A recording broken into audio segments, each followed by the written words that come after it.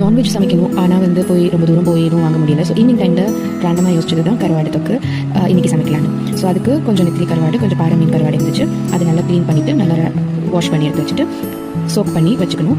அதுக்கப்புறம் pan heat பண்ணிவிட்டு அதில் நல்லெண்ணெய் நிறையா ஊற்றணும். ஸோ கொஞ்சம் அதிகமாகவே நல்லெண்ணெய் ஊற்றிக்கலாம். அதுக்கப்புறம் வெந்தயம், கொஞ்சம் கடுகு, கொஞ்சம் சோம்பு சேர்த்துட்டு நல்லா நம்ம ரோஸ்ட் பண்ணிக்கணும். அதுக்கப்புறம் கொஞ்சம் பெரிய சைஸ் சின்ன வெங்காயத்தை நான் நீளமாக கட் பண்ணி ஆட் பண்ணிக்கிறேன். ஸோ சின்ன வெங்காயமும் நல்ல எண்ணெயும் தான் கருவாடு குழம்புக்கு மெயின் இன்க்ரீடியன்ஸ்.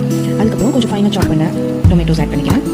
அதுக்கப்புறம் மசாலா போட்டுட்டு ஃபிஷ் கறி மசாலாவை ஆட் பண்ணிவிட்டு நல்லா சாட்டே பண்ணி நல்லா மிதந்து வந்ததுக்கப்புறம் டொமேட்டோஸும் ஆட் பண்ணிவிட்டு அதுக்கப்புறம் நான் இன்றைக்கி கொஞ்சம் வெஜிடபிள்ஸும் ஆட் பண்ணலான்னு ஒரு 2 கத்திரிக்காய், அப்புறம் ஒரு 2-3 காலிஃப்ளவர் பீசஸ் ஆட் பண்ணியிருக்கிறேன்.